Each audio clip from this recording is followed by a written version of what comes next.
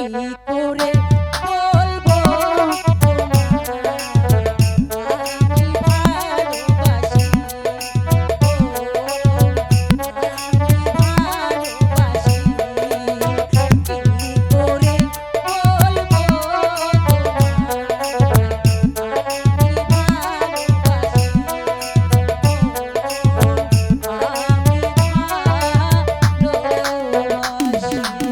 তোমায় আমি ভালোবাসি,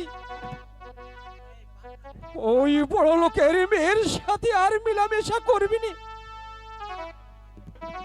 কিন্তু কিন্তু ওই ছেলে আমার কোনো কথাই শুনলো না। সে যদি আমার কথা শুনতো তাহলে হয়তো ওই অত্যাচারী চাবুকের আঘাত আমাকে খেতে হতো না।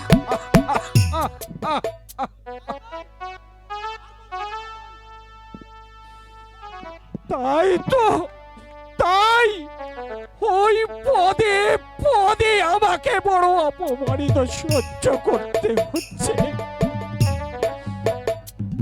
সেই জন্যই তো জানাতে এসেছি কদম আলী,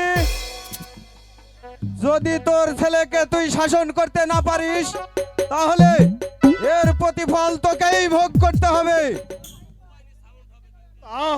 তা আর করতে হবে না উজির সাহেব, আর করতে হবে না। আমি আজ বাড়িতে আমার ছেলেকে আচ্ছা করে সাজিয়ে দেব। সে হয়তো আর আমার কোনো কথার অবাধ্য হবে না উজির সাহেব। তাই করতে হবে কদম আলী, তোকে তাই করতে হবে, কারণ তোর ওই লম্পট ছেলে তোর মৃত্যুকে ডেকে আনছে। আর যদি তোর জীবনের মায়া থাকে তাহলে তোর ওই লম্পট ছেলেকে শাসন করে দিবি, না হলে বাপ বেটা দুজনকেই যন্ত্র ফুটে ফেলবো। আর করতে হবে না হুজুর, আর করতে হবে না। কাজল যে আমার একমাত্র কলিজার টুকরো,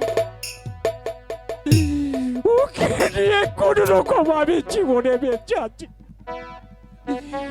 তাকে আজ আমি বুঝে আসছি যে ওই রাজনগর কালিশপুর ওই নানার বাড়ি আমি পাঠিয়ে দেব হুজুর। তবু যে সে আমার কোনো কথার অবাধ্য হবে না হুজুর। মনে রাখিস কদম আলী, তোর ছেলে তোর মৃত্যুকেই ডেকে আনছে।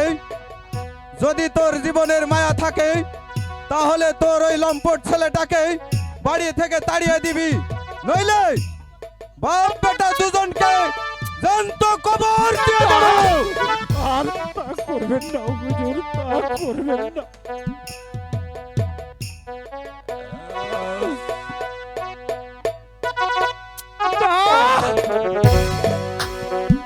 এই বড় অসম্ভব,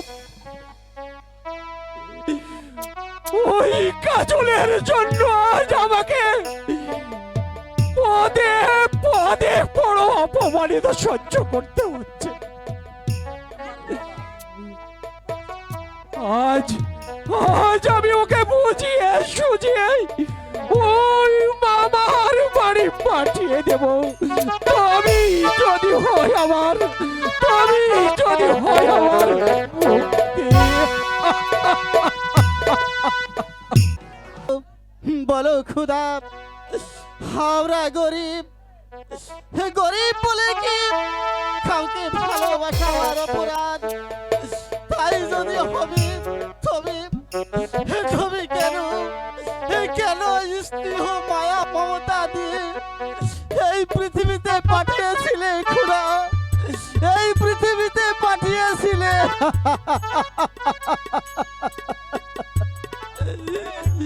তুমি বলো খুদা, তুমি বলে দাও।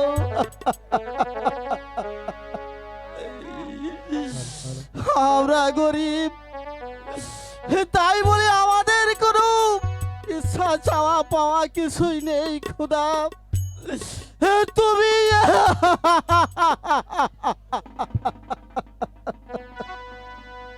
বন্ধু বন্ধু একা একা কি ভাবছো বন্ধু? ভাবছি মানুষ মানুষে কতটুকু প্রভেদ রেখা। ও কথা বলে আমাকে লজ্জা দিও না বন্ধু, আমার প্রাণের আঘাত দিও না। তোমাদের তোমার আজ আমি বলতে বাধ্য হচ্ছি রেখা, নইলে নইলে তোমাকে ভালোবাসা আমার আমার অপরাধ হবে কেন রেখা? জানি বন্ধু তোমার দুঃখটা কোথায়, তবু এত সহজে আমাদেরকে ভেঙে পড়লে চলবে না বন্ধু।